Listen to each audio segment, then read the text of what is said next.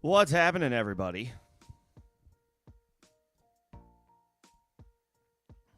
Happy Tuesday.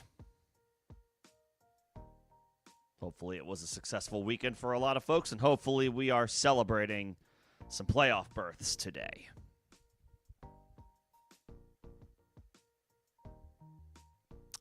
We'll talk about the injury fallout from Week 14, the guys that make sense to pick up for the first round of the playoffs. Maybe you have a bye week. We can take a look at some options that may make sense for you. Looking ahead to Week 16.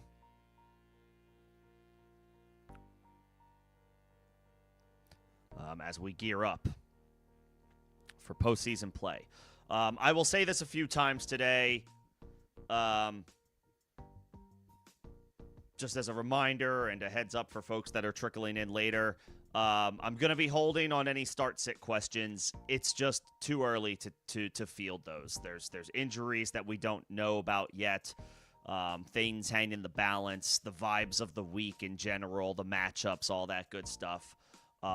So if you do have start-sit questions, I do encourage you to come back Thursday or Saturday. That's when we can really dive into it. Today will be about waivers. Today will be about injury fallout and just gearing up for the postseason. But hopefully it was a successful weekend for you and hopefully culminating in a successful season with a playoff berth. Let's get into the injuries. I'll try to cover a little bit more today just to be, as fully prepared for the postseason as we can be. So news like the Arizona Cardinals could be without their starting left tackle in a pretty bad matchup against the Houston Texans. Paris Johnson suffered a knee injury. He could be set to miss time. And at this point in the season, missing time for a team that's 3-10 and going nowhere, I think that's Arizona's record, could be a season ender. Could be. It's not official yet, but it could be. So if Paris Johnson goes down, that's tough for Arizona, especially in a brutal matchup against Houston. TBD on if Marvin Harrison returns for them. He missed Week 14 with a heel injury. If you have Michael Wilson, you didn't quite care all that much. He once again put up a stellar performance. So we'll see what happens with Paris Johnson and Marvin Harrison moving forward for Arizona. Ravens running back Keaton Mitchell picked up a knee injury, but it sounded like he avoided serious injury. He was ruled out against Pittsburgh. TBD if he's able to play against the Cincinnati Bengals. Justice Hill is definitely, a solid ad that should kind of fly under the radar, especially in deeper PPR leagues. He could have a role this Sunday against Cincinnati. Let's see. Tight end David Njoku picked up a knee injury. He played in the game, and he did a little bit, but he did not return ultimately. Harold Fannin continues to be awesome. If he's on waivers, he needs to be added. There's no reason at this point not to have him. He should be a tight end one rest of season. Fannin looks great. Shedeur Sanders clearly likes throwing to him. Sanders will be the Browns quarterback for the rest of the season. No surprise there. And then if Njoku has to miss time, Fannin gets an even larger bump. The Colts will be this one stinks. The Colts will be without quarterback Daniel Jones for the rest of the season and probably some of next year as well, with an Achilles injury. These timelines, these recovery timelines from these injuries have been getting better and improving over the years, but an Achilles injury is still generally, unfortunately, one of the worst case scenarios for injuries for athletes. It is a lengthy injury recovery and a difficult one to come back from, especially full strength right away. Jones will miss the rest of the year. The Colts signed Phillip Rivers to the practice squad. Much has been made about that at this point. He's 44 years old. He's been retired for almost 4 years. But the Colts need somebody. Riley Leonard also picked up an injury. Anthony Richardson is already on IR, and it sounds like he will not be activated off IR. So, if Riley Leonard, who was their draft pick this year out of Notre Dame, cannot go, it's not out of the realm of possibility that Phillip Rivers goes from not playing in a game for multiple years and sitting on the couch to the starting quarterback of the Indianapolis Colts against the Seattle Seahawks. So stay tuned there. Obviously, you have to plan to fire up Jonathan Taylor, but the wide receivers are going to be tougher to trust. One in a bad matchup and given the circumstances around the Colts quarterbacks. Raiders quarterback Geno Smith suffered a right shoulder injury. Also suffered a cut on his hand. Kenny Pickett finished the game. TBD on if Smith will be able to return for the Raiders, if he's able to play Week 15, or if Pickett will get the start. Neither guy is on the radar, even in Superflex formats. Dolphins running back Devon Achane suffered a rib injury after he had like a 29, 30-yard run early on. He fell on the ball and injured his rib, but he didn't break anything.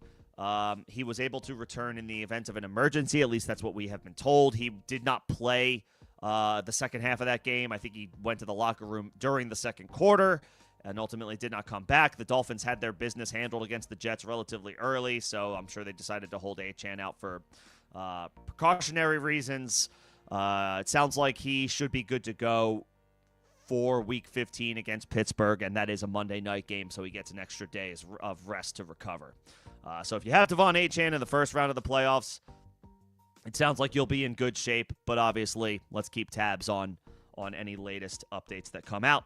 And if you have Devon Achane, it probably makes sense for you to try to find a way to get Jalen Wright on your roster. Jalen Wright had a nice day. I think did Ollie Gordon get a score, but it was like mostly Jalen Wright. Now I'm curious. While I look that up, the Jets lost quarterback Tyrod Taylor in their game against Miami. He suffered a groin injury, did not return. I'm just looking up Ollie Gordon. One thing at a time here. Oh, also, while I'm doing this, if you're in here, feel free to strut your shit. How many leagues are you in? How many playoffs did you make?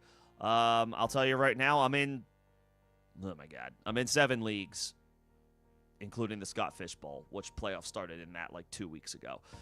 Made the playoffs in 6 of them. So 6 out of 7 leagues, I'm in the postseason. The one league I didn't make the playoffs is a dynasty league where I'm intentionally tanking. So while I can't take any credit for that, I had to blow it up and start a rebuild. Yes, Ollie Gordon did get a touchdown against the Jets, but it was mostly Jalen Wright. So pick up Jalen Wright if you have Devon Achane. Yeah, 7 leagues made the playoffs in 6 of them, and the 7th one was an intentional rebuild from the start of the season. So I never expected to make playoffs there to begin with. So overall successful season. Feel free to brag about however successful, what happened for you this year and and what your situation is going into this week. Steelers tight end Darnell Washington suffered a concussion, was ruled out against the Ravens. So he'll, in all likelihood, he's going to have to pass through concussion protocol. Maybe he'll be available this coming week. We'll see. And then Washington picked up some significant injuries. We'll start with Zach Ertz. That one is clean cut. Suffered a torn ACL, is going to miss the rest of the year. It was a nasty-looking injury. He got hit in the leg. He got flipped over. His leg, bent the wrong way on the hit. As a 34-year-old tight end, and Zach Ertz has been such a mainstay, such a solid player. It's good to very good player for most of his career. His peak being a top 3 tight end in the league. All the best to Zach Ertz. Seems like genuinely one of the good guys in the league. You hope he can make a full recovery and make a successful comeback if he so chooses, if he is able to. But Zach Ertz will miss the rest of the season. Ben Sinnott presumably will step into tight end 1 duties for Washington, and it would make sense for them to get an extended look at their 2024 second-round pick and as many young guys as they possibly can because their season is over and has been for multiple weeks now. To that point, Jaden Daniels re-injured his left elbow, the same injury, the same arm that he dislocated a few weeks ago. against Minnesota. Before going out, he was doing absolutely nothing. The Vikings defense handled their business against Washington. It was a 31-0 shutout. The Commanders were never in that game, and Daniels never got anything off the ground. Never looked like himself. When I say himself, the 2024 version of Jaden Daniels, not the 2025 version. The 2025 version has not been good when he's been out there, and he's picked up a lot of injuries. It wouldn't be a surprise if this one ended his season. Washington is 3-10. Their season is over. They are going nowhere. Their quarterback has now been hurt significantly 3 different occasions this year. There's absolutely no reason to bring him back. Washington is out of the playoff race. They are playing for draft position and draft capital and turning the page and looking ahead to 2026. Marcus Mariota should start the rest of the way.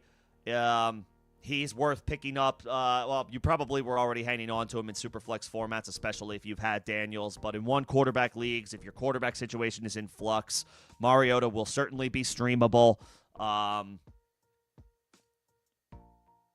for the rest of the way. What is Washington's remaining schedule? Because, I can't imagine we will see Jaden Daniels again this year. That would be a shock. He gets the Giants this week. That's not bad. He gets the Eagles at home week 16. That doesn't look as bad as maybe it used to. And then he gets Dallas week 17, which should be fine.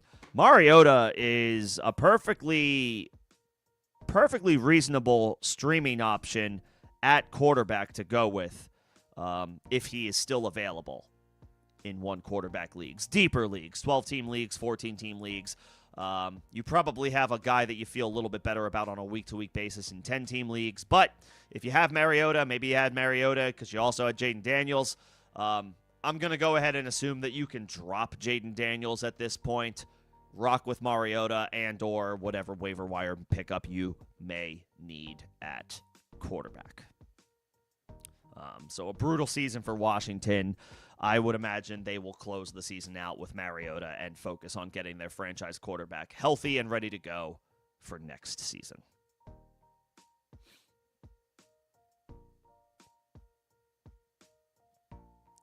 I think those were the biggest injuries that at least were fantasy relevant over the course of week 14.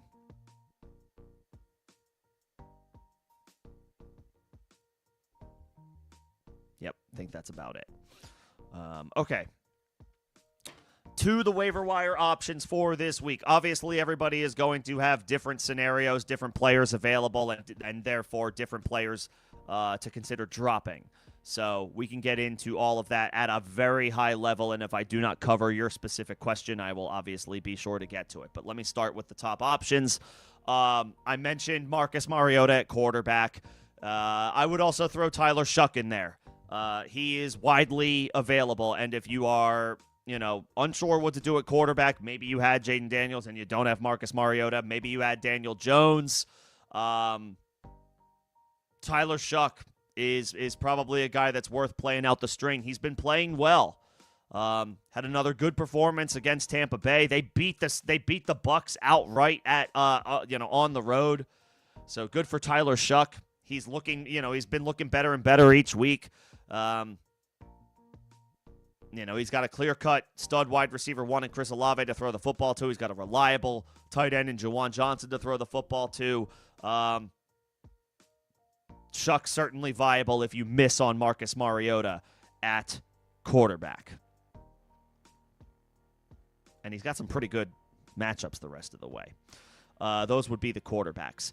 Running back, I've seen Chuba Hubbard available in multiple areas, so go ahead and check and make sure and see if he's out there. Feel free to scoop him if you can. What we don't know right now definitively is what the rest of what the backfield will look like for the rest of the way for Carolina. Will it be Rico Dowdle? Will it be Chuba Hubbard? Can you start both of them if you have both of them? Are they guys that you avoid entirely because, Carolina's offense is a little up and down, and they're a little difficult to trust as far as who has what role any given week. But you might as well check and see if he's available. He would probably be the top option. Any of the Giants running backs, if they got dropped for their bye week, Tyrone Tracy might have been dropped. One, it was week 14 bye, and two, he picked up an injury. Devin Singletary didn't pick up an injury and looked pretty good in a bad matchup against New England in week 14 or in week 13, excuse me. They were on bye last week, so it's possible that one of either Singletary or Tracy are available. Go ahead and scan the wire. Some solid matchups for them. Starting this week against Washington. So if one or the other is available, that's viable depth at running back. Both Giants running backs. I guess I should go ahead and also mention Blake Corum. I don't know that he's still available. I saw him, on a lot of rosters over the past couple of weeks. But Corum has carved out a really nice role for himself. He's not going to have 2 touchdown performances every week as long as Kyren is healthy, but this past week against Arizona was too good of a matchup to pass up. He was definitely worthy of being on the flex radar. Don't know that I necessarily advocate for him this week against the Lions, but Corum has carved out a permanent role in this Rams backfield. It is not just bell cow Kyren Williams anymore. Blake Corum is getting 10 to 15 opportunities over the past 4 to 6 weeks, and that doesn't appear to be going away. So especially so if you have Kyren Williams, if Corum is still out there, get him. Secure. The best thing you can do at this point, if you don't have a hole in your roster to plug, is to start getting the handcuffs of your starting running backs. The guys that you are planning to rely on, their handcuff is more valuable to you than a wide receiver 5 or some other random running back 4. Pick up the handcuffs of whoever, if you have Christian McCaffrey, get Brian Robinson. If you have Derrick Henry, grab Justice Hill. I would have said Keaton Mitchell, but Keaton Mitchell picked up an injury. If you have, like I said, if you have one of Devin Singletary or Tyrone Tracy and the other one is out there, grab them both, just to have both as an option. If Chuba Hubbard is out there, grab him. If you have Kyren Williams and Blake Corum is still out there, grab him. You get the idea.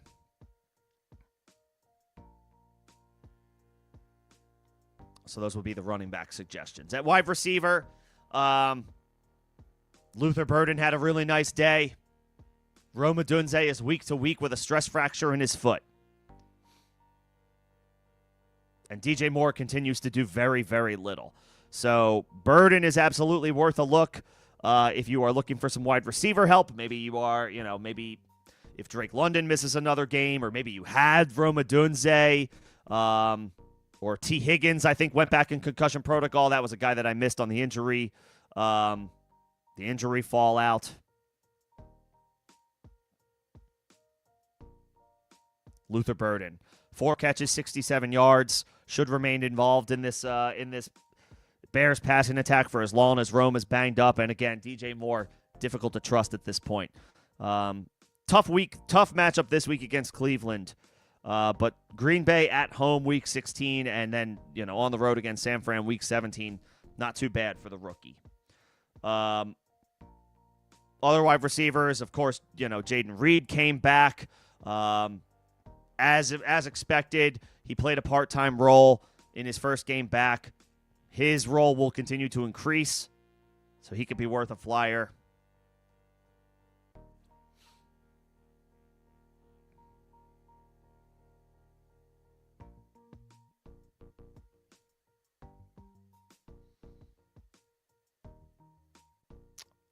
In the event Rashid Shaheed got dropped, he had a nice day. He's not going to have a punt return for a touchdown every week.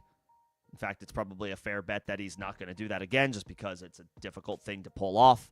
But Shaheed had a nice day on offense. Looks like he's getting a little bit more acclimated with Seattle's system. He still will be a difficult player to trust week over week, but he's a really good player. Possible he was dropped because, things just have not materialized for him in Seattle so far post-trade. But, if you're looking for wide receiver depth, then he's dropped.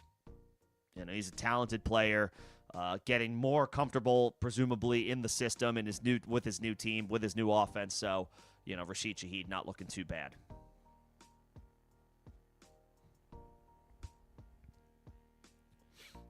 And then at tight end, I already mentioned it.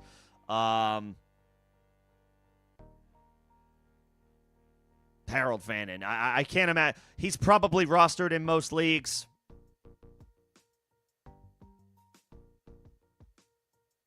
But if he happens to still be out there, I mean, he is a tight end 1 for the rest of the way, especially if David Njoku can't go.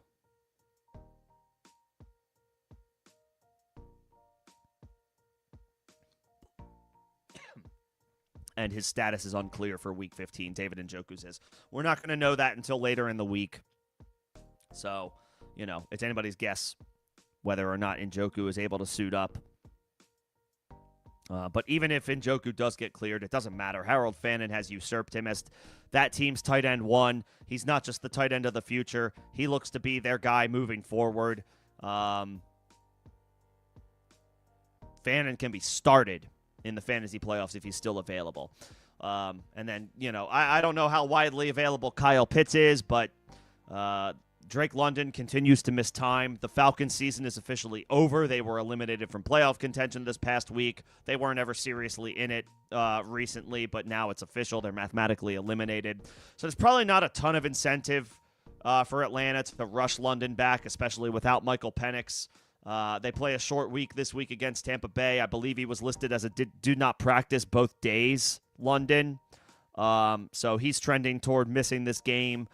He would need to log a full practice on Wednesday, tomorrow. Yeah, it's not looking good. It's not looking good for London. So if Pitts is still out there, he may not be. He's been a viable, an upper echelon option for you without London. That figures to continue. Kirk Cousins continues to look his way in bunches. I think he's got double the number of targets from the next highest person, which is probably Darnell Mooney. But Pitts is soaking up a lot of production with London's absence, so if he's out there, you can absolutely pick him up and plan to start him. The usage is there. Short week sucks. I don't like advocating for players on short weeks, but, the tight end landscape is always pretty barren.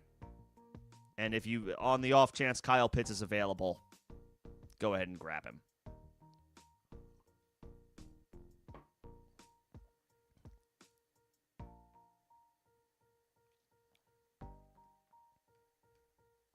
Okay. I think that is a general overview that I have of waivers. I'm trying to think if there's anybody else that's worth mentioning. Shuck and Mariota at quarterback. The Giants running backs. Bam Knight. Check and see if guys like Chuba Hubbard are available. I saw him available in several leagues. Blake Corum, obviously, if he's still out there. And then, anybody that you can handcuff. Brian Robinson, if you have Christian McCaffrey, grab him. Emmanuel Wilson, if you have Josh Jacobs, grab him. Blake Corum, if you have Kyron Williams, and if Corum is still available, grab him. If both Giants running backs are available and you have the space, and you have some question marks at the end of your bench, grab both. Screw it. You get the idea. Protect your investments.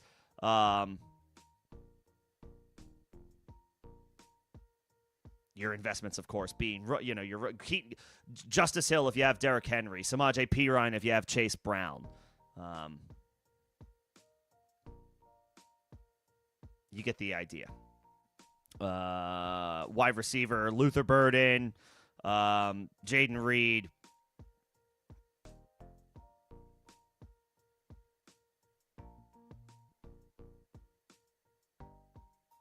Those are the big names.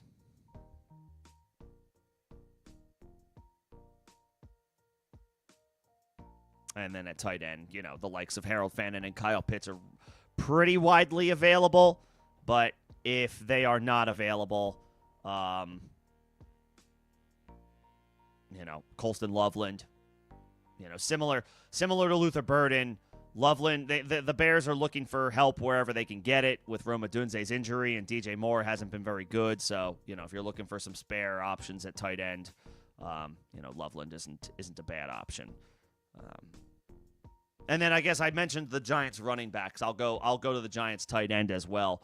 Theo Johnson is probably pretty widely available after a Week 14 bye week. Got some good matchups on the slate coming up. especially this week against Washington. So, could do worse. Could do worse.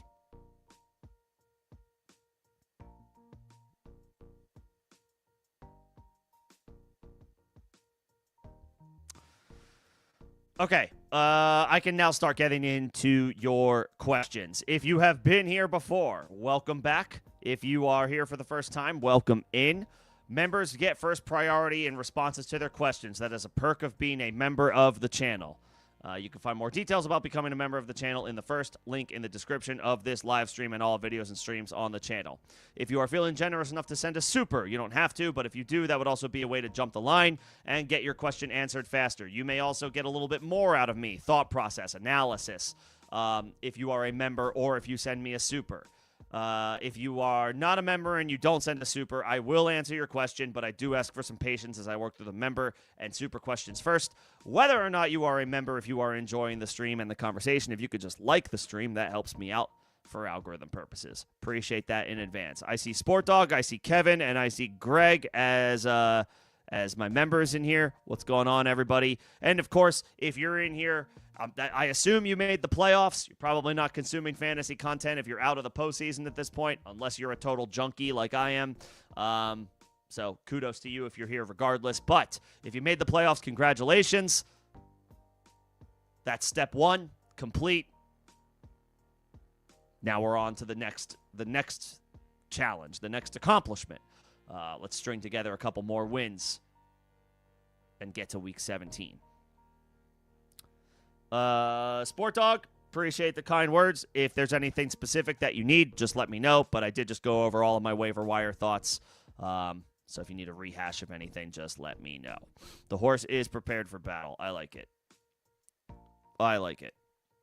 Oh, I see Mike in here as well. Sorry, Mike. I just caught your username. Appreciate you coming in and hanging out. And everybody for coming in. One more time, now that I see a slightly larger group of people in here, please hold your start-sit questions until later in the week. There's injuries to get through. There's no games being played for 48 hours. I will be live on Thursday, 6 p.m. Eastern, ahead of Falcons-Buccaneers. We just don't have enough information, and especially with the playoffs, I don't want to tell you something today and then ultimately something happens. Injury, transaction, matchup, general vibes of the week, whatever it may be, and then my answer wouldn't be the same on Thursday or Saturday closer to the start of the slate. So start-sit questions I am tabling today. I'd rather not spend too much time on them or get into them. If you can't make any one of the streams later in the week and you are just here for start-sit help, join my Discord, ask your question over there, or you can. I'll create a post later in the week, and you can ask your question over there, like that it pertains to start-sit. But I don't want to focus on start-sit today. It's mostly waivers and who to pick up, who to drop, how to set your roster for not just this week, but maybe next week if you have a bye week. That's what I want the focus to be today. Let's see. Greg's got a bye week. Love to see that. Houston's defense is killer. They're absolutely awesome. So if you don't need to worry about anything for a couple of weeks, I mean, Houston in week 6, I mean, first of all, they're the best defense in the league. They get Vegas at home week 16. I mean, that's totally fine with me playing them week 16. They have to play the Chargers in LA on week 17. So I don't know that I really want to do that. The Eagles did have a solid night on defense last night against Justin Herbert. Not that I advocate playing your defense against Justin Herbert, but if his broken left hand is going to continue to be an issue, it's not out of the realm of possibility that Houston is a decent play championship week. But for at least week 16, I don't have a problem just saying plan to play Houston against the Raiders. I don't care if it's Geno Smith. I don't care if it's Kenny Pickett at quarterback. Houston is the best defense in the league right now. So, as long as it's not like they have to go on the road to a high-octane offense, I am totally fine playing them at home or on the road. And Week 16 against Vegas is about as juicy as it gets. So, yes. at least plan to fire them up Week 16. And congrats on the first round bye. Would I drop Franklin or Judy? Either. I mean, Judy had a nice showing this past week. Long catch for a touchdown.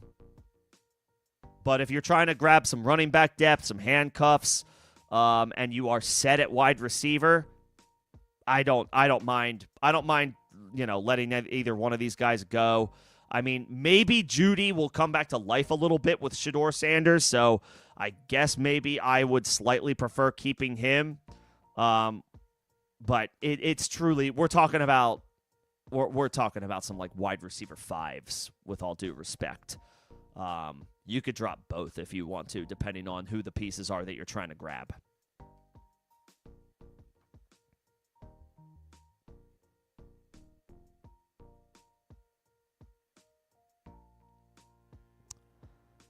Let's see. And does Debo get a bump with no Ertz? Sure. Yeah. I mean, Terry and Debo are going to get all the work that they can handle. Ben Sinnott is going to ascend to the tight end 1 role, presumably. I don't know that I can advocate picking him up, although Mariota does historically like throwing the ball to tight ends, so maybe Sinnott has some deep league appeal. We just don't have anything to go off of with him. He hasn't done anything to this point. There's no track record to go off of with Sinnott. It's been Zach Ertz the past couple of years as the clear-cut bona fide starter, so there's nothing to go off of there. But if you have Terry, if you have Debo, yeah, you can keep firing them up. You would think that the target share is almost exclusively consolidated to those two. But also keep in mind, this isn't always foolproof, but bad teams who are out of the playoff race always feel a little bit more volatile to me. They are a little bit more likely probably to give a longer look to their young guys, if they have any. See what they have going into 2026. Because at this point, veterans aren't, they're not, winning games is not going to really matter for Washington at this point of the season. Their season is over. Daniel's season is probably over. So I would just caution there's a little bit more bumpiness, lack of clear-cut confidence in guys on teams that are out of it and going nowhere. That's not a foolproof strategy. It's not guaranteed to mean anything. It's totally possible that those guys, McLaurin and Debo, continue to get their full complement of snaps and play out the strain and put up numbers. Just want to call that out. When all else fails and you're looking for, this is for everybody. This is for whoever you are, whatever your situation is, and whatever your question pertains to. Generally speaking, you want to be trying to find dudes who are on teams playing for something. Guys on teams on the cusp of the playoff race, maybe just on the bubble, whether just in or just on the outside looking in. Guys that are playing for something, and every single week matters. From here on out, the teams that are playing playoff games every week, like, I can't believe I'm saying this, the Kansas City Chiefs. The Chiefs are fighting for their playoff lives right now. So, ancillary dudes for them might be a little bit more valuable, say that, and their defense as well, than, say, a defense in a good matchup, but the team is 3-10 and going nowhere. So just something to keep in mind. So, yes, Debo theoretically gets a bump. How good Washington's offense is going to be from here on out, though, is anybody's guess.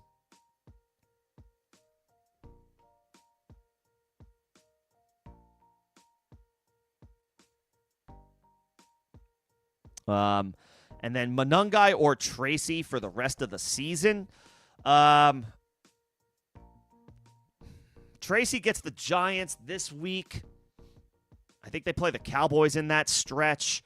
Monangai has a bit of a tough stretch of games. He's got Cleveland this week, although it is a home game.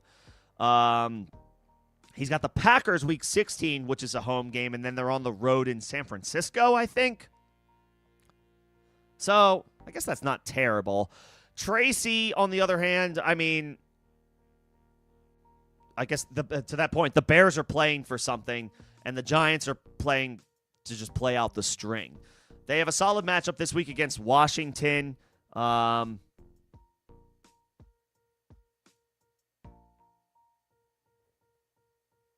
then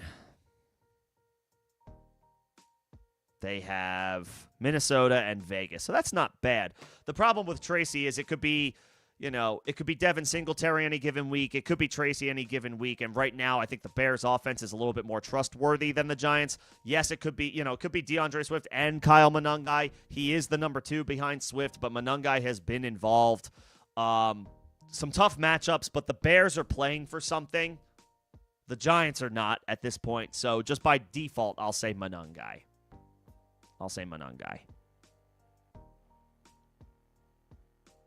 Yeah, I would just keep Monangai if that's who you have. Moving on from Franklin to Judy, Greg. Sure.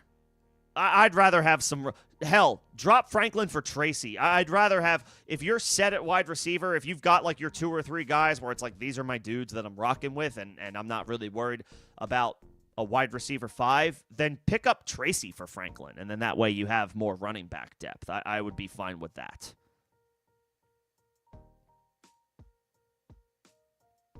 I would be fine with that.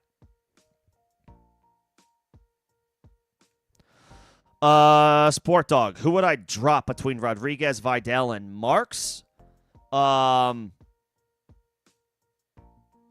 don't really want to drop any one of them. Who is it for? Like, who are you looking at? That's what I would. Is it just to create space? Is it just to like make room? To field an eligible roster or like a legal roster. I would want to know who specifically you're dropping, or who you're dropping and who you're trying to pick up. I guess same question with the wide receivers. Is there somebody specifically on the wire that you're looking at that you want to grab?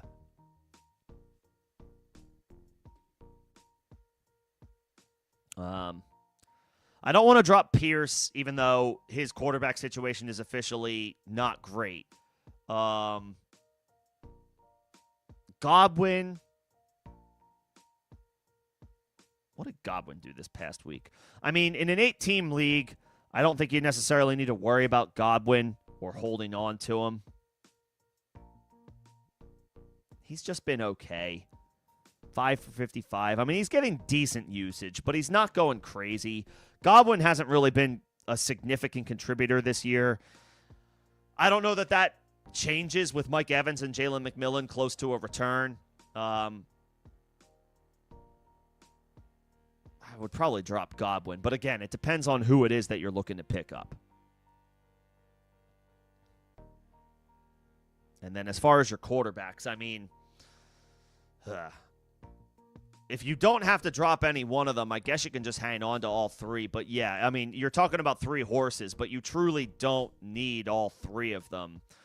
I mean, right now, the odd man out between Joe Burrow, Lamar Jackson, and Drake May, I can't believe this, but the odd man out might be Lamar. And I know he had a decent day against Pittsburgh, but Burrow looks good. Drake May is an MVP candidate. Lamar is usually both of those things, looking great and an MVP candidate, but he is neither of those things right now. He's not been looking great recently. Slightly better against Pittsburgh. And he's certainly not an MVP candidate. Not this year. Just he's missed way too much time, and when he's been on the field, the performances haven't been there. Burrow and May, you simply cannot drop right now. So by virtue of that, the odd man out is Lamar.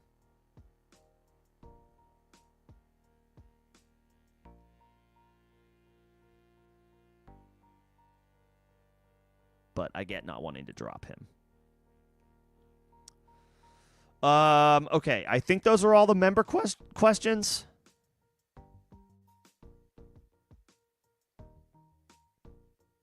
Oh, you could pick up Chuba. Yeah, I would pick up Chuba and drop. I would drop Godwin. I wouldn't worry about Butte. You play in an 8-team league. Butte is a little bit more valuable for some slightly deeper leagues. I imagine you have some horses at wide receiver that you can lean on, and therefore Butte wouldn't necessarily ever crack your starting lineup. But Chuba certainly could. Running backs, we know how this goes, right? running backs are always as invaluable as you can possibly, make them out to be. So you want to have as many options available to you, even in shallower leagues. I would pick up Chuba and drop Godwin, and I wouldn't worry about Butte, Sport Dog. That would be what I plan to do.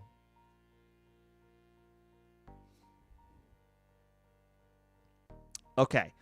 Let me quickly go back up to the top. So, okay, all these guys that I mentioned are on waivers, so it's like basically rank them. If I had to pick up one, I'm going to default to my initial suggestion. I want players on teams that are playing for something.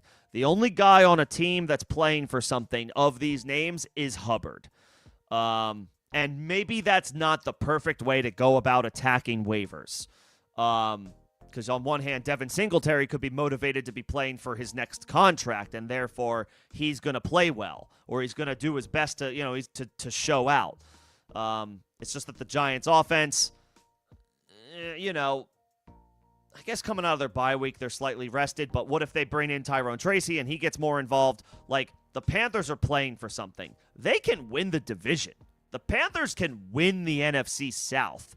And so for me, like, that's the difference. At this point of the season, I like banking on or betting on guys on teams that are playing for something. The Giants are playing out the string. The Titans, with Tony Pollard, are playing out the string. They're 2-11 or whatever their record is.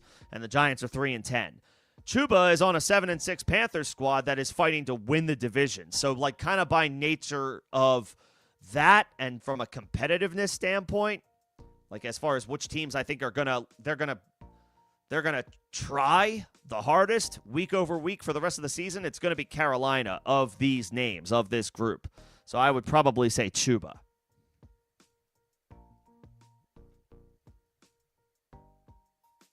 I'd probably say Chuba. And Pollard had a great game for what it's worth, but it was in a bad matchup too. Go figure. It's like the first time that we've seen him do anything significant this year. I'm not chasing Tony Pollard. I would say Chuba. And then do you keep Juwan or pick up Theo Johnson? I mean, either one is a fine like stream to take a shot on. Theo gets a really good matchup this week against Washington. The Saints have they have the Carolina Panthers this week. There you go. And it's a home game. So that's actually not too bad. I would maybe just keep Juwan. Juwan's been solid. Although, I do like the matchup for Theo. And we're talking about two players on two teams that are eliminated from playoff contention. So that competitiveness, thing as far as the team is out the window for this question. I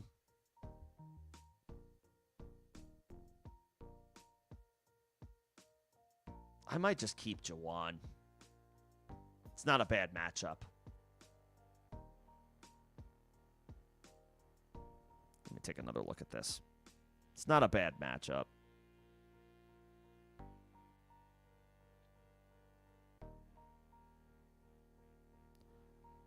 Yeah, at home. Juwan's been pretty steady in home games this year, outside of one.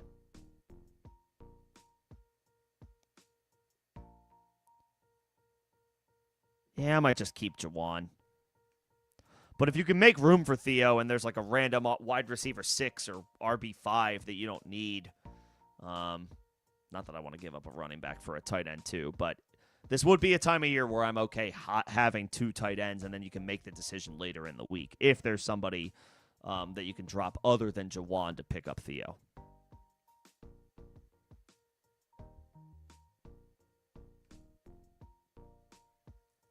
And really quick, Sport Dog, if you're not confident in Drake London, that is a slippery slope to drop a guy of that caliber. I know he's not playing, and it's possible that nothing has been ruled, nothing has been confirmed, and nothing has brought up yet about London's rest of season availability. But it is not out of the realm of possibility that they don't bring him back and get him ready for 2026 now that their season is pretty much over because they are eliminated from playoff contention. I definitely am on board with picking up Fannin. You do, however, have a guy in Brock Bowers where you kind of don't need to worry about tight end. Brock Bowers is that dude. So I might hold London I might hold London until week 16, and that's obviously volatile because there's no guarantee that you make it to week 16. But if you have your flex like locked up for this week and Fannin would just be on your bench, then maybe I wait a week, and if London doesn't play week 16, then I would drop him. I don't know if I'm ready to drop him yet, unless you're desperate for the roster spot. If you're desperate for the roster spot, then fine.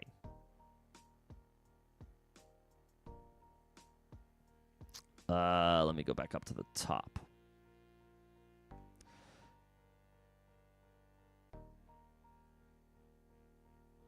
Brissett. Is it worth picking up Jacoby Brissett? Yeah, it is. It is worth picking up Jacoby Brissett. He didn't have his best performance this past week, but they are throwing the ball, Arizona, like 50 to 60 times a game. They cannot run the ball, and they have to throw to have any type of success on offense. And you have the bye week. So you don't even have to worry about Jacoby having to play Houston this week. You can kind of sort out what you want to do in week 16, and you can give yourself the option. And once you settle on the quarterback that you're going to play, you could even consider dropping the other.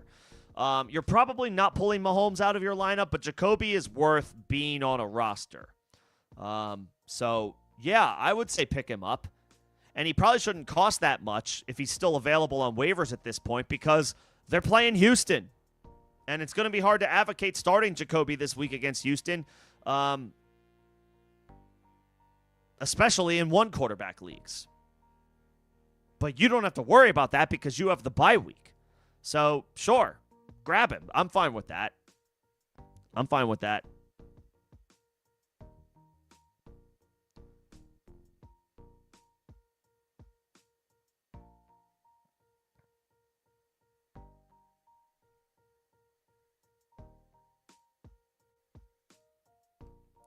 Who would I feel? Oh, this is a start sit question. Yeah, I'm not trying to be rude to anybody.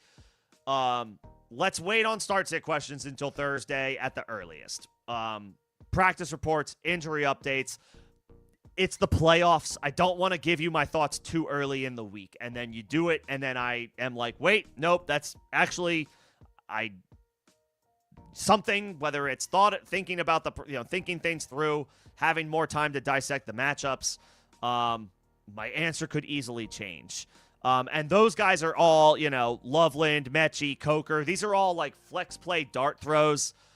I got to take more time to look at that. And we have more time to sort that out. And none of those guys play on Thursday night. So I encourage you to come back on Saturday if you can. I'm available 5 p.m. Eastern. Start, sit, help. If you're not able to make the stream, you can leave the question somewhere as a comment on one of my videos closer to the start of the week. It's too early to tell. We got to get through injury reports and practice updates yet. So that goes for everybody. I appreciate everybody coming in and out today. But if you do have a start sit question and only a start sit question, I'm probably just going to jump it, and I will cordially let you know that I'm jumping over it. But I'm probably going to jump over it. It's too early in the week, and I don't want to give you the wrong answer ahead of the playoffs. That being said, if it's a straightforward answer, I'll give it to you. You have to play Fannin over somebody like Likely. Fannin looks incredible. Likely caught the touchdown, but I don't trust that doesn't just go to Mark Andrews next week, or neither of them. I don't know.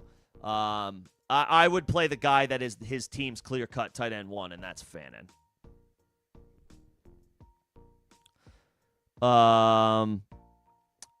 You have the Rams, who do have some tough matchups coming up, and I don't really want to play them this week against Detroit. Totally get it. So, yes, you can drop the Rams for the Jaguars. They get the New York Jets, Who's the quarterback going to be? I don't know if it's going to be Justin Fields.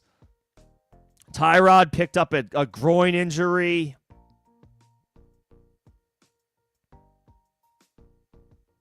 Brady Cook. Oh, God. Yeah, pick up Jacksonville. I forgot to mention defensive, like potential defensive pickups this week. Jacksonville is looking good. They have a solid defense, especially at home. They put up numbers. They put up production. And now they get the Jets potentially down to Brady Cook. I would be fine with starting Jacksonville no matter who the Jets start at quarterback. But if it's their third string quarterback, yeah, sign me up for that. Absolutely. The Rams are a good defense, and I don't necessarily want to just be like, yep, drop them. But this is not a great matchup this week. So in order to secure a team like Jacksonville, yes, I'm fine dropping the Rams.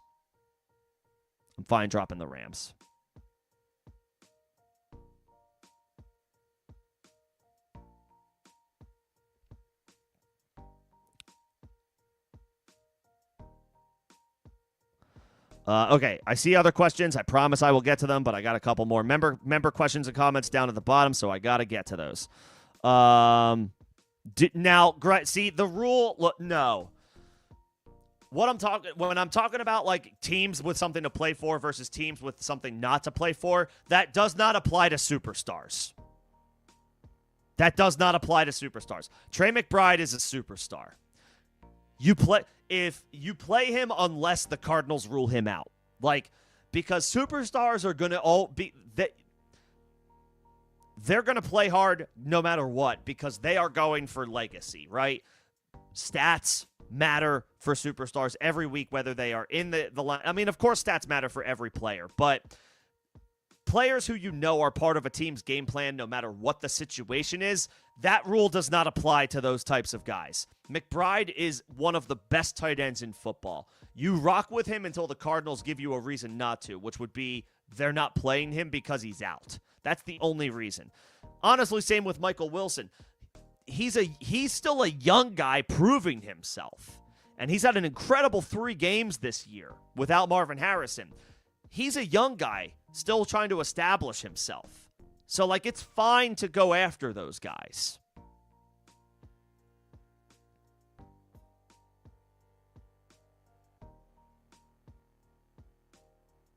And then, of course, we have to see about Marvin Harrison before we worry about Michael Wilson. But you're not doing anything with Michael Wilson right now. You're not dropping him. You're hanging on to him, and we will see what happens with Marv. And we'll cross that bridge when we get to it. But yeah, you don't have to worry about guys like Trey. And if you have Kincaid stashed and there's not a clear other pickup to go for, like another running back, a handcuff, like a Brian Robinson if you have McCaffrey. If there's not a clear-cut running back to pick up, Kincaid is fine to hang on to, but I would say by week 16, you can drop him for somebody else and just rock with Trey McBride. Bowers, McBride, those are the guys where it's like Kittle. It's like, I don't need a tight end too. I don't mind having 2 tight ends, but if your 2 tight ends are Dalton Kincaid and Brenton Strange, or Kyle Pitts, or Harold Fannin, like dudes who are playing well, but they're not like, we're not putting them in that pantheon of superstar yet. Bowers, Kittle, McBride, that's the only tight end you need if that's your guy.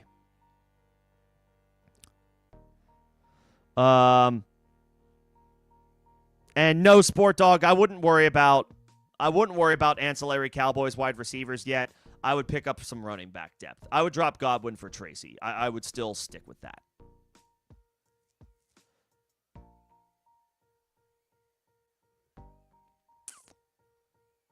Okay. So yeah, once again, I can't possibly advocate for starting, Flournoy, especially we don't know CD's status yet. We don't know CD's status yet. We don't know if he's going to play. The vibes have been positive on CD. And I just realized I didn't cover CD Lamb in my injury breakdown at the top of the show. To be fair, he played on Thursday, so we've known about his concussion since before Sunday. I don't know if anybody, I assume if you have CD, you've been keeping, eyes and ears on updates every 5 minutes because that's what we do in the playoffs. The vibes have been good. It sounds like he is progressing well. It sounds like he's having positive days so far. We're not out of the woods yet, but we don't need to make a call on that yet. I'm going to err on the side of optimism because that's what the reports have been about CD's availability this week. They've been optimistic. Does that guarantee he plays this week? No, unfortunately it doesn't. And we have no idea what his status is just yet. To that point, we've got all until Sunday. I'm not like, pick up, if you have CeeDee Lamb and you have some other random ancillary wide receiver that you're hanging on to that you don't really need anymore and you want to pick up Flournoy, fine. Like, you could throw a couple bucks. You're probably not going to have a whole lot of competition in the waiver wire bidding to get him if you are the CD owner. And if you're not the CD owner, I'm probably not even going to give him a look. I'm not even really worried about it. I'm more focused on the running back handcuffs for the starters that I have, if I don't already have them. And like a couple of defenses and or a couple of tight ends if I don't have a clear-cut option for this week or next week. I'm not worried about depth wide receivers before the star wide receiver status is known, if that makes sense. And then with the start-sit question again, I encourage you to come back on Thursday or Saturday if you can. Play Bucky on Thursday night. Obviously, play Bucky. And Brees is in your lineup as well. As far as that third option, let's come back to that on Saturday. Or Thursday, maybe. When we get practice reports, we have more information available to us. We can make a call then. But of those names, Brees and Bucky are for sure in your starting lineup. The third guy, let's wait. As far as dropping Pat Bryant for Jerry Jeudy, again, sure. We're talking about wide receiver fives here. I would much rather you have more running back depth if there's anything that's out there. Even if it's a deep handcuff for one of your starters. If Justice Hill is out there and you have Derrick Henry. If Emmanuel Wilson is out there and you have Josh Jacobs. If Bicel Tootin is out there and you have Travis Etienne. If Amari DeMercado is out there and you have Bam Knight. Like, seriously.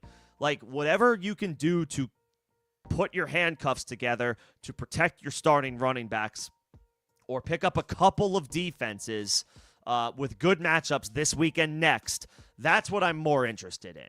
I'm not as worried about Jerry Jeudy, who had one. He had a big play, big catch and run for a touchdown. That was awesome, and I know Jerry Jeudy was awesome last year, but I just don't know that I'm chasing Jerry Jeudy. Your wide receivers at this point are probably a little bit more established, unless you're really hurting from injuries,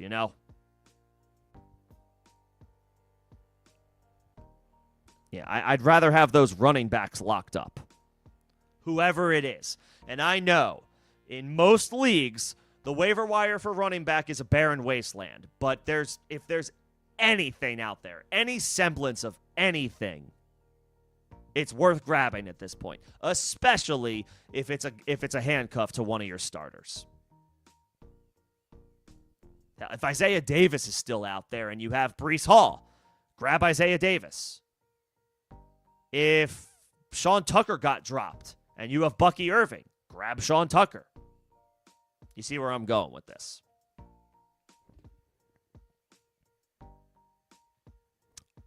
Jake, I'm sorry I missed your question, man. And I see Fortune popped in as well. My apologies. Let me take care of this. Your playoffs start week 16. Okay. Does that mean you have a bye week or does this mean you are playing this week?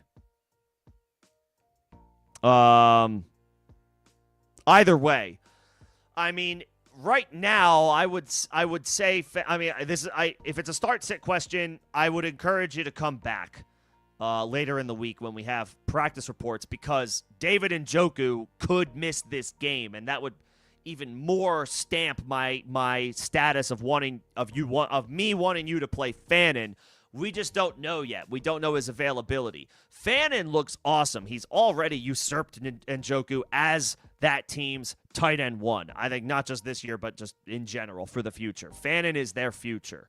But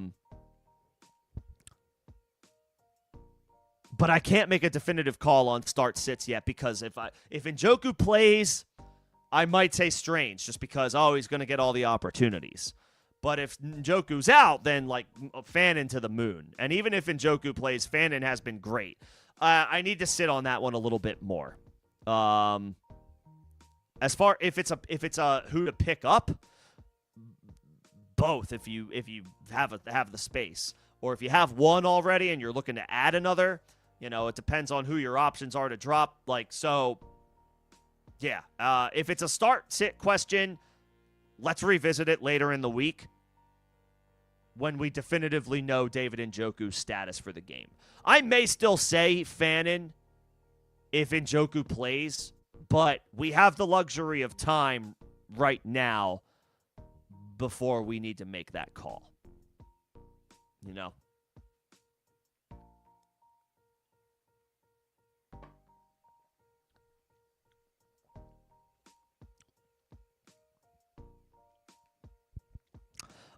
And Fortune and Jakey, it looks like you guys have very similar questions. The insurance for the Miami backfield. We can only go off of, what has happened most recently, right? And most recently, it was Jalen Wright. Now, again, we want to protect our investments as much as we possibly can. If you have the free space on your bench, and by that I mean obviously, somebody who is not going to contribute for you in the fantasy playoffs, then hell, drop 2 players and pick up both of them. Pick up Jalen Wright and Ollie Gordon. Screw it. The vibe seems to be that Achane is going to be okay for Week 15, and they play on Monday night, so he's got the extra day to rest. But by all accounts, Achane could have gone back into the game. He didn't have to because the Dolphins boat raced the Jets early on, and they were able to win that game without Achane or after Achane. And Achane still gave you a freaking RB1 performance in basically a quarter and a half of football. Devon Achane is a freaking stud, for whatever that's worth. Jalen Wright would be the first guy that I grab, just because, again, that's what we most recently saw. Jalen Wright took over a lot of the opportunities after Achane went out. I think Ollie Gordon had 7 carries. Let me go ahead and look. No, 5 carries. 5 carries for 17 yards, 3.4 yards a touch. Too small of a sample size to really criticize his yards per carry. And he picked up a touchdown. He played 25% of the snaps. That was, again, Achane missing a good chunk of that game. Jalen Wright had 24 carries for 107 yards and a touchdown. He also had 3 targets, even though he didn't pull one of those. He didn't pull any of them in. Yeah, I mean, Jalen Wright got that might be your answer. This is for Fortune and Jake. You both had very similar questions about Achane and the insurance. I mean, all we can go off of is the most recent game. And in the most recent game, Jalen Wright had 24 carries and Ollie Gordon had 5. And if you want to count the targets, Jalen Wright had 27 opportunities overall, and Jalen Wright had 5 because he didn't get a target. So it's Jalen Wright. Now, is that going to be the same in Week 15 and 16 and 17? I don't know. But all we can do is go off of what we most recently saw. And what we most recently saw was Jalen Wright, not Ollie Gordon, step up as the primary runner for the Dolphins after Achane went out. But hey, if you have the space, if you have the roster space, because we're all shrinking our rosters at this point, right? All of you. If you're in here and you're in the playoffs, you should be planning to shrink your roster. What do I mean by that? Cut ties with that wide receiver 6. You don't need him. The running backs that are on your bench should be outside of the obvious names or super subs should be the handcuffs to your starters. You should have at least, I mean, not at least. It's totally fine for you to have 2 defenses. It's fine for you to have 2 tight ends if you don't have Brock Bowers or Trey McBride. And if you do have Brock Bowers or Trey McBride and you have a random tight end 2 on your bench, it's time to say goodbye. You do not need that player anymore. It's do or die time. A tight end 2 does very little for you unless you start 4 flexes. Bowers and McBride, George Kittle, those are your horses. Those are your studs. You don't need a tight end 2. You don't need a wide receiver 6. You don't need a running back 6 or 7 that isn't an insurance policy to one of your starters. We're all shrinking our rosters.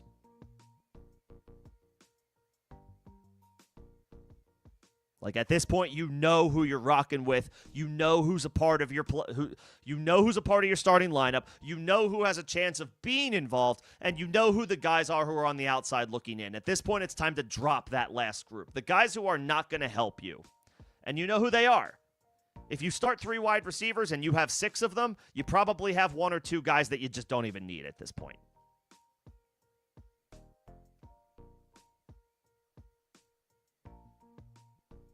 I went off on a whole tangent, but basically, Fortune and Jake, Jalen Wright, and then Ollie Gordon as your insurance for the Dolphins.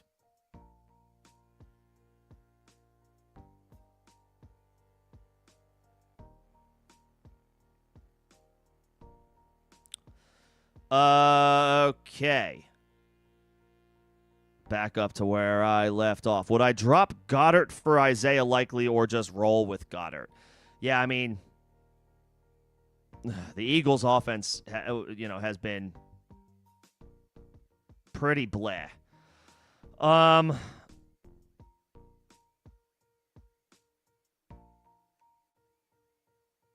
mean, I know Isaiah Likely caught the touchdown.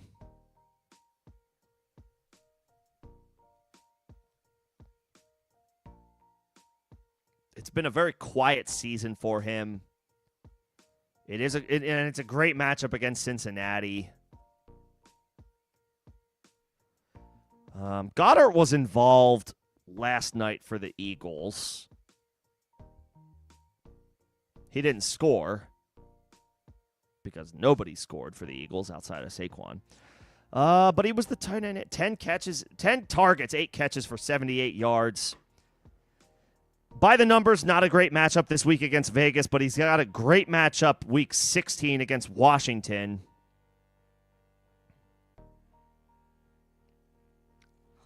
No, I don't think I would do that. I don't think I would do that. Like, okay, fine. Yes. Likely has a great matchup this week against Cincinnati, but it's musical chairs. It could be Mark Andrews, it could be Isaiah Likely. At least with Dallas Goedert, you know he's their starting tight end. You know he is their top option, head and shoulders, clear cut at the position over anybody else that they have. I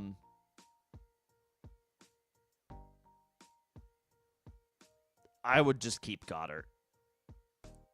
I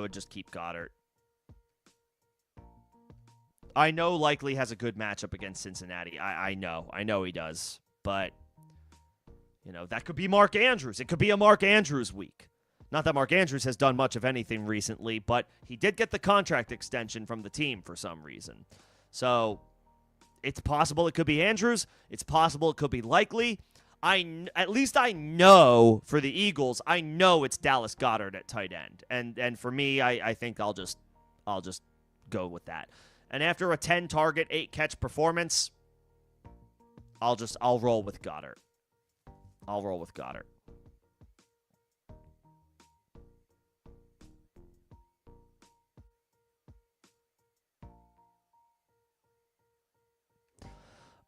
Neal or Rodriguez, I mean, if this is if it's a start-sit question, I'm gonna focus on these questions as if they are like waiver wire pickups, because we just don't want to make these calls too early as far as start-sit. I mean, probably Neal. I would probably go Neal.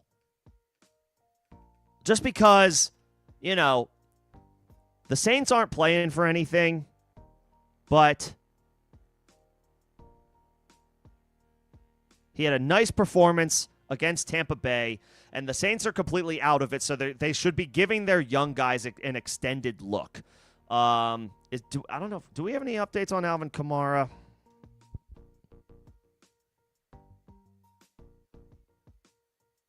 No, there's no way of knowing. I mean, it's out. It's possible Kamara does not come back this year. Again, the Saints have 2 wins. They are not going to the playoffs. They might as well give as much of a look to their young guys as they possibly can. So I will go with, I'll say Neal over Rodriguez. And this is a specifically like stash and hang on to him versus who to start. I'd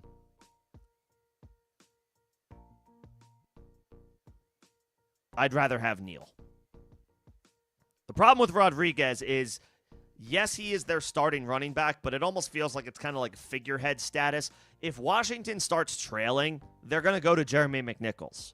And again, to the point about teams that are out of the playoff race are going to give their young guys an extended look. I don't know if Ja'Cory Krosky-Merritt is any good, but it wouldn't surprise me to see him mix back into the rotation a little bit more as Washington plays out the string. They might as well see what they have. They traded Brian Robinson in the beginning of the season thinking they were set at running back because of Ja'Cory Krosky-Merritt, and that has completely blown up in their face. They might as well try to save face a little bit and give Ja'Cory Krosky-Merritt some work and see what they have going into the future. Chris Rodriguez is a solid, decent NFL player. But he's not a guy that, as a young guy, that you need to give an extended look to as a 3-10 team.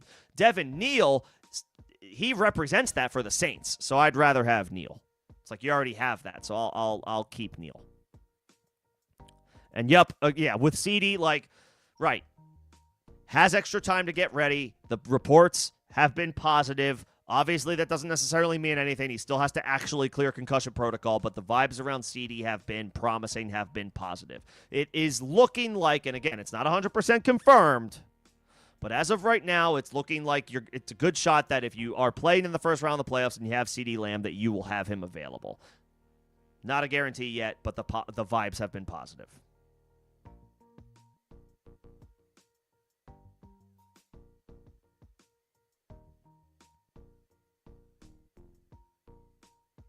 And I got the member questions.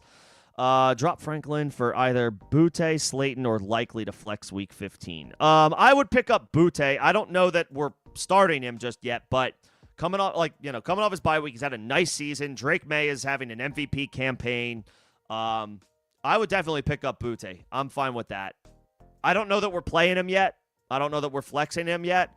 But in a matchup against Buffalo where it could be a shootout, certainly viable. And I just want a guy, I want a guy attached to a good quarterback, a good situation on a team playing for something. The Patriots are playing for the number 1 overall seed in the AFC. So yeah, I want Kayshawn over Franklin. Yes.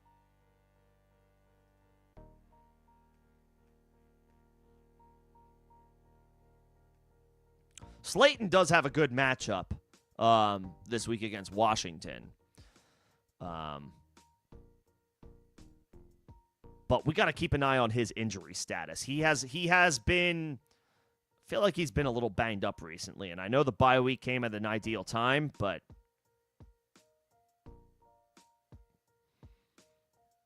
he's still somewhat volatile. I think I would go Butte. Let's see. Someone cut Hollywood Brown. Yeah, I mean,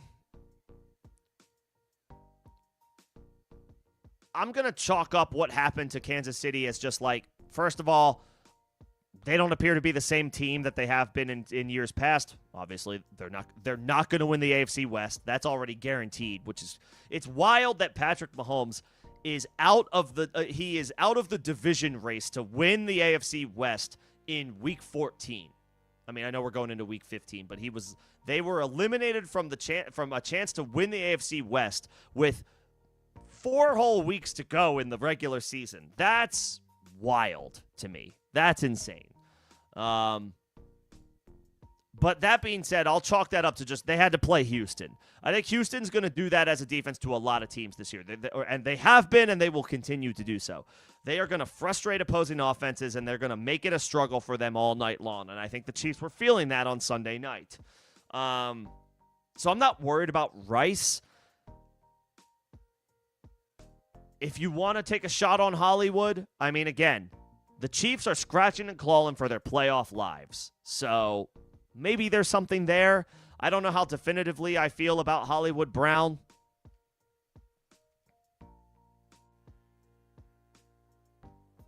And then, of course, it would also depend on... Oh, it would be Isaiah Davis. I would say...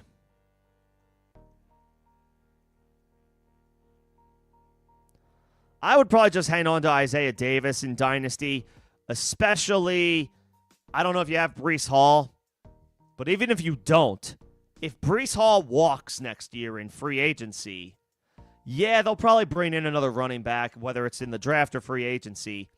But if Breece Hall leaves, I want Isaiah Davis in Dynasty. His value will shoot all the way up. Whether it's warranted or not, I want to have that guy on my roster in the event Breece goes to another team, which is certainly possible. I don't know that Hollywood Brown is a needle mover for me to the point that I want to drop young running back depth in Dynasty. And again, he could emerge with a larger role next year if Breece Hall is not on the team, if he signs somewhere else. I don't know how likely that is, but it's enough for me to say, I'll just keep Isaiah Davis instead of dropping him for Hollywood Brown.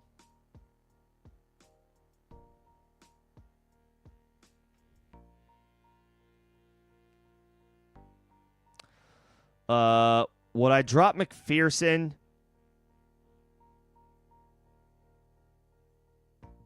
So McPherson gets the Ravens this week. The Patriots rookie has been quite good.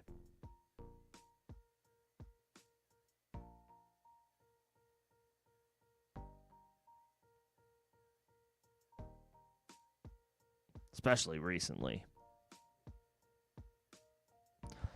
Last matchup against Buffalo, he kicked 2 extra points, made them both. He kicked 3 field goals, made all 3 of them, one of which was 50-plus. He has 12 field goal attempts in his last 3 games, and he's made 11 of them.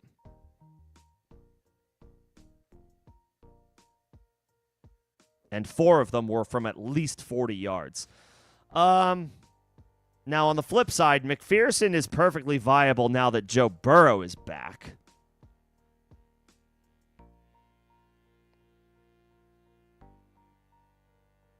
And in the matchup against these same Ravens just on Thanksgiving night, McPherson kicked 6 field goals. Now, it will be a home game for Cincinnati, so I don't know how likely that is.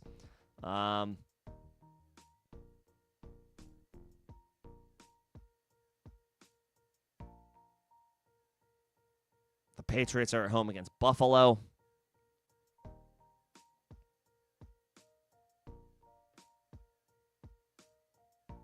I mean, McPherson's been pretty consistent.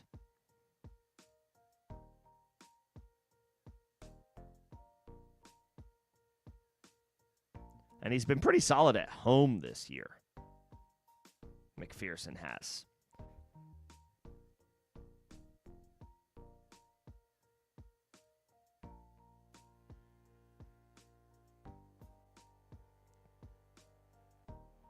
Patriots rookie kicker has been pretty good at home. Not as good as McPherson at home. He's just been really good in the past few weeks. I might just keep McPherson. Am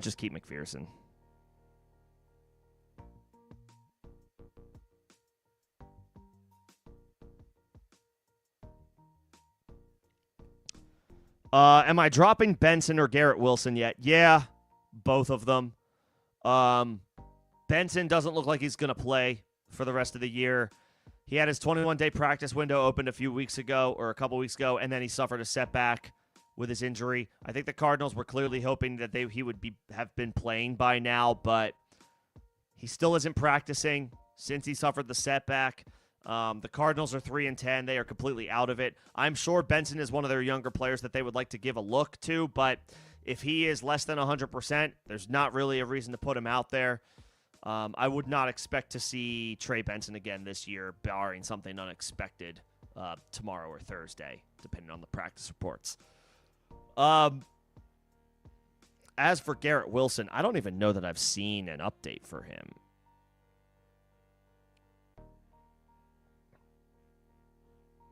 No update. He is eligible to be activated off injured reserve this week.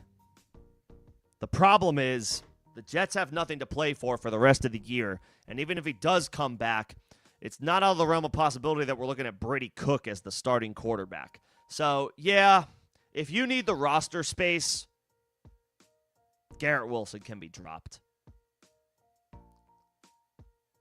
He hasn't played, he hasn't played in 4 games. There's no update on his status. The Jets are well out of the playoff race, and their quarterback situation is an absolute mess. Yeah, I would drop Garrett Wilson and then just hope that he bounces back in 2026. And then same for Benson. Yeah.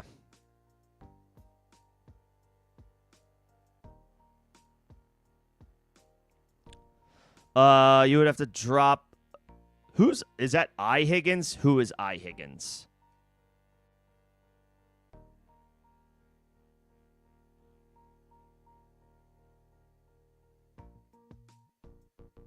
Isaiah? Is that like a Giants receiver or something?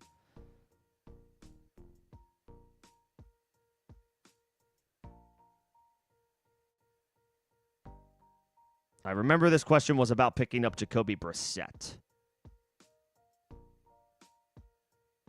Oh, Jaden Higgins. Got it. I guess it depends on, the strength of your depth. If your wide receivers are strong, then Higgins is fine to drop. If your running backs are strong and you don't, I don't want to drop Charbonnet. And I guess if you already have the Giants running backs, I don't want to drop them either.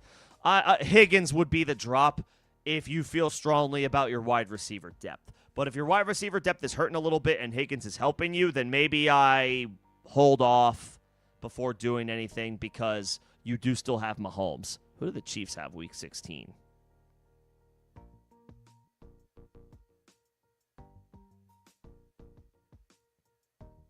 The Titans on the road.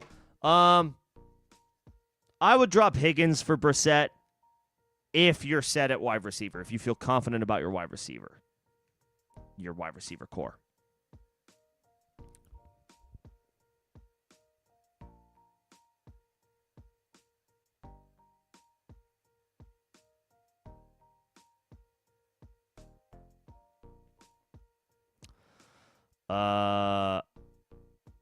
Okay, let me drop down to, I got a super from Juan Dier. Appreciate the super. Thank you so much. For anybody just joining, thank you for coming in.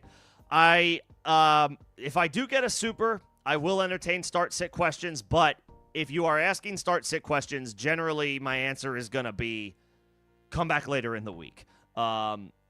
We need practice reports. We need injury updates. There are key injuries before I make any definitive calls. And just, the general vibes as the week progresses also helps to sort that type of stuff out as well. There could be defensive injuries that impact matchups, and that might change my answer. So I do encourage you to come back later in the week if you can for start-sit help. That being said, if I do get a super, I appreciate the thought. I appreciate the generosity. I can take a look. Who do the Broncos play week 15? I'm looking this up.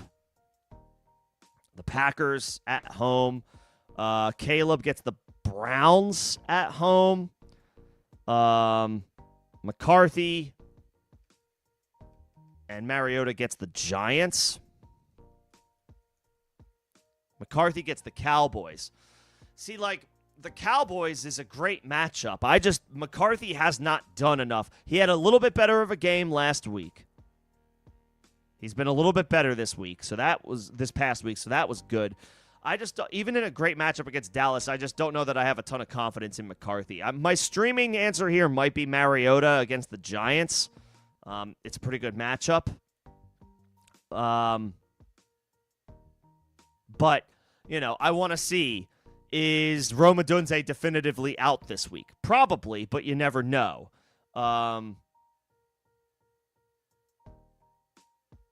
Mariota lost Zach Ertz, so is Terry McLaurin and Deebo Samuel fully healthy? Right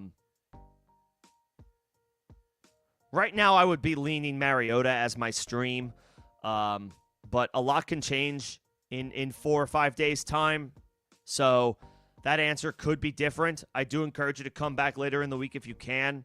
But right now, Mariota has been a solid streamer when he has played. He's not going to have Zach Ertz anymore, though, so that hurts. He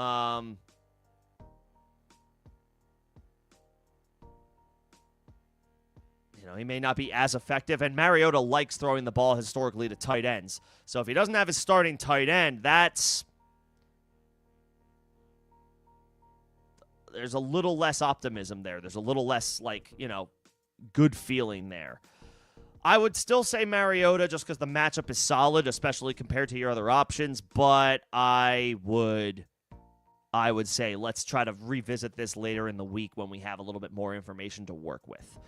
As far as the Chiefs or the Saints defense, Kansas City gets the Chargers at home, and New Orleans gets Carolina at home.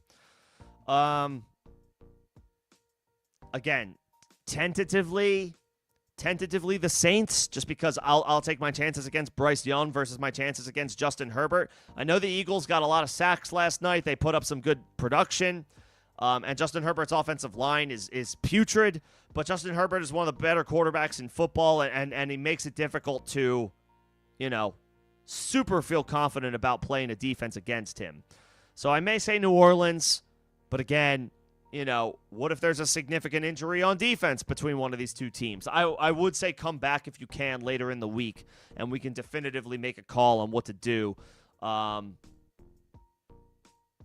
Tentatively, though, New Orleans.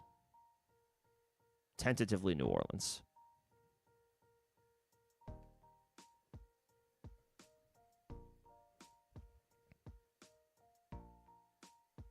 Hey, what's going on, Evan?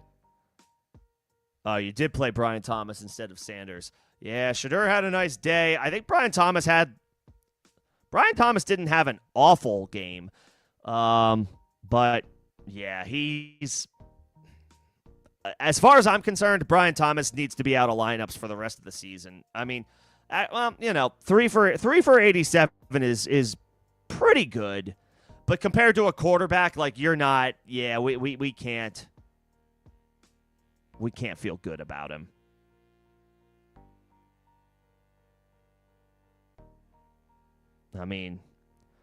He's had 5 or fewer catches in every game but one this year. I do not trust Brian Thomas. I simply don't trust Brian Thomas.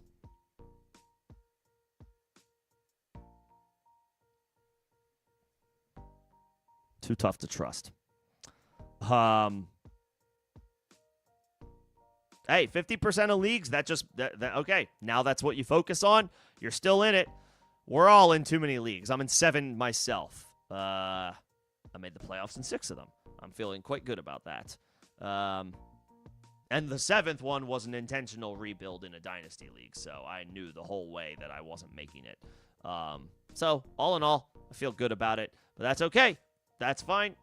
50% of leagues, perfectly good. That's plenty to root for as you try to bring home a championship, so you're good. And yeah, Arizona's hurting pretty bad. No Paris Johnson to protect Jacoby Brissett against the best pass rush in football. We'll see about Marvin Harrison. Yeah, Houston may kill the Cardinals this week. That is certainly possible.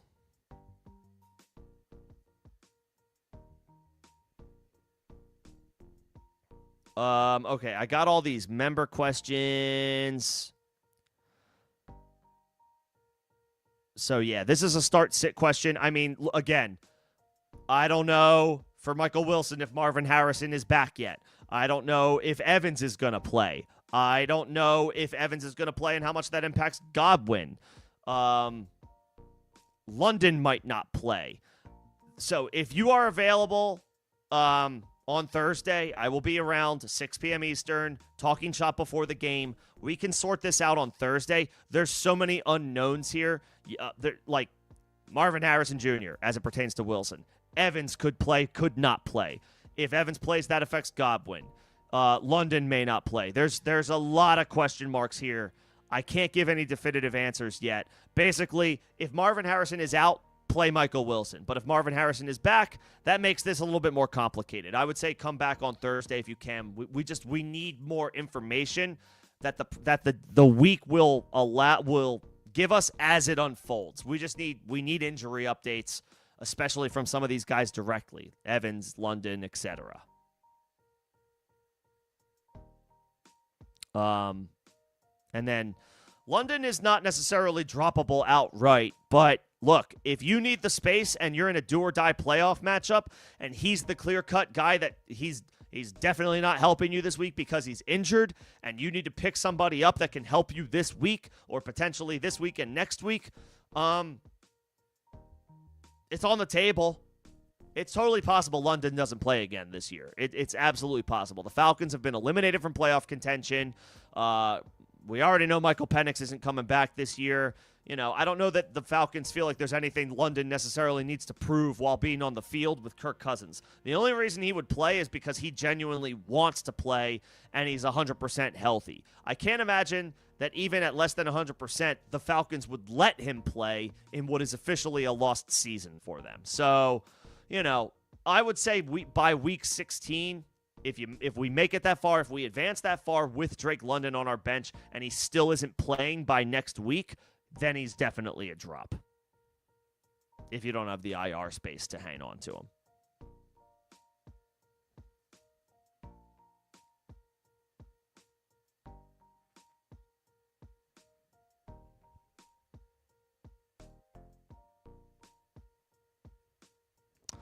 Are we firing up Seattle or Houston? I mean,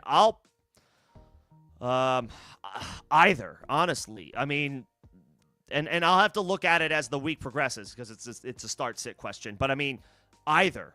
And if you have one and you're trying to pick up the other, do it. That's fine with me. Houston gets Arizona, who is going to be probably without their starting left tackle.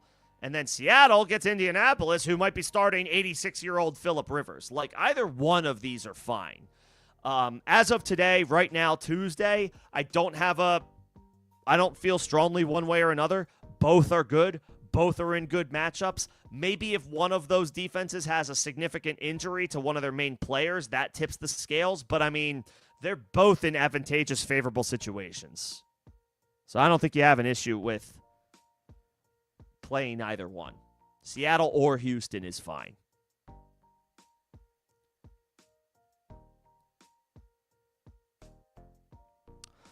Do I feel better about Goddard or Waller for this week? So I know the matchup is not looking great on paper by the numbers, but Goddard is just coming off of a 10-target, 8-catch night last night. And if Jalen Hurts was any marginally better than crap, then maybe Goddard has a massive day if he scores. Waller gets the Steelers on Monday night in Pittsburgh. Nah, I don't know if I like that as much. And I don't know what the... against the Jets, he had one catch for 13 yards. What's the weather going to be in Pittsburgh for Sunday Night Football? I'm looking this up. 18 degrees. It's going to be cold as hell. Goddard. I would rather play Goddard. If it's going to be 18 degrees in Pittsburgh, I don't want to play any Dolphins not named Devon Achane or Jalen Waddle. Tua doesn't like the cold weather. He did okay against the Jets this past week. But that game was 40 degrees. This game's going to be 18 to 20 degrees. Goddard. I'll play Goddard at home against the Raiders. coming off of a 10 target game. I'll play Goddard.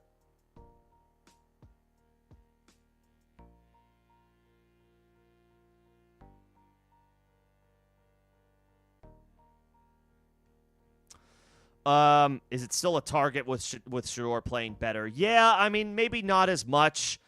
The Chiefs look like a good option. They're playing Tennessee week 16. The 49ers are now looking good. They get the Colts week 17 without Daniel Jones. Who does San Francisco have on week 16?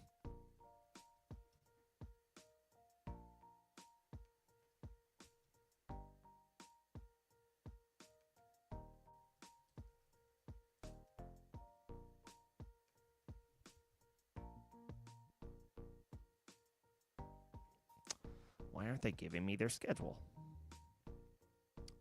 I need to see.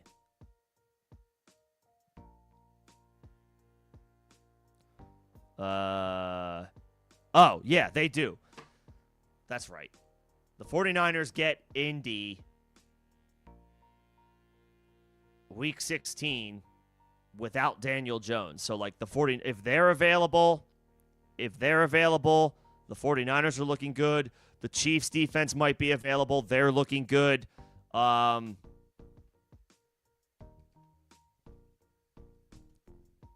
mean, I know they're not great, but the Saints get the New York Jets at home in week 16. They've been playing better recently, and the Jets haven't been. I mean, yeah, Buffalo's not looking as enticing with Shador looking solid. You still could stash them just in case, but I mean, the Week 16 defenses that look good right now are San Francisco, Kansas City, and New Orleans. San Fran gets the Daniel Jones-less Colts. Kansas City gets Tennessee. New Orleans gets the Jets at home. Those would be the 3 Week 16 defenses I'd be looking at.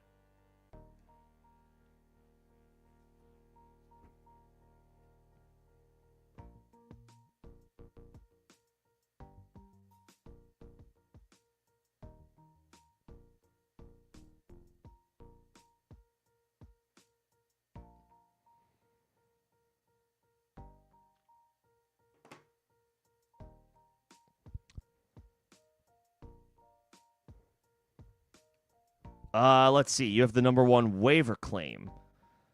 And the bye week. Well, congratulations on having the bye week. Do you use the number 1 claim on the Jags defense? No, I don't know that I would burn the number 1 claim on a defense that you're not going to use for 3 weeks, because week 16 on the road in Denver is not a great matchup by the numbers. I don't love Bo Nix, but at home in Denver, I don't love that spot. Yes, they're viable for week 17, but also we may want a different defense for you for week 16. The Packers are really good, but they're going to be on the road against Chicago in a revenge game for the Bears. And I don't know if this time next week how confident I'm going to be feeling in that. Yes, they have Micah Parsons. Yes, they have a good overall defense. Yes, they're pretty reliable. But on the road against a division opponent that they just beat, and therefore that team will be, the Bears will be looking for some revenge against Green Bay. I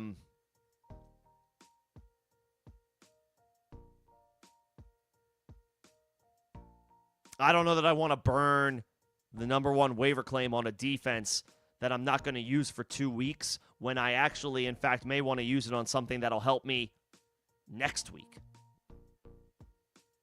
So again, I would save your number 1 waiver claim unless there's a solid running back out there that is worth picking up for depth.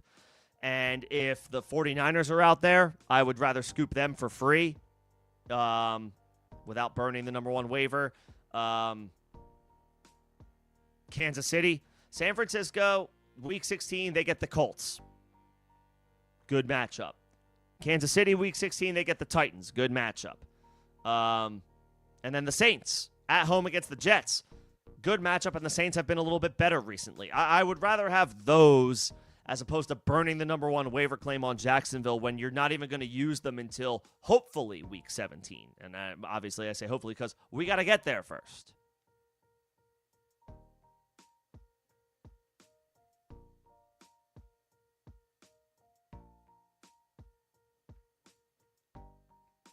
So I don't think I would use the number 1 waiver claim on Jacksonville. I would tell you to do it if you were playing this week.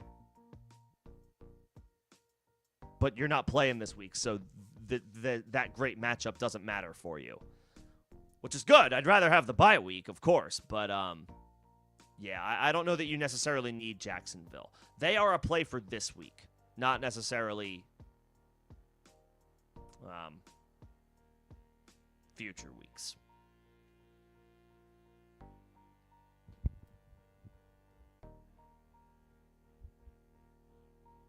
Okay. I think I got all of the questions in the chat.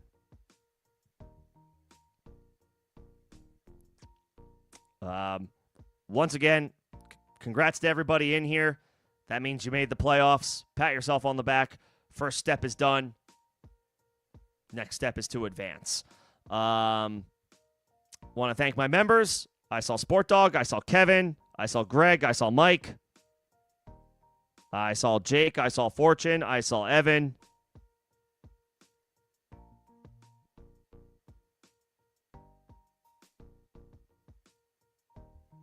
Yeah, appreciate the members. Shout out for the consistent, continuous support. Wandir, thank you for the super. Much appreciated. And everybody for coming in and hanging out tonight. This playoff waiver wire evening. Hopefully tonight was helpful. I'll timestamp this for anybody who watches retroactively for injury, the injury fallout and the overarching waiver wire suggestions, which you can find closer to the top of the show, probably about 20 minutes or so in. I'll be sure to timestamp it.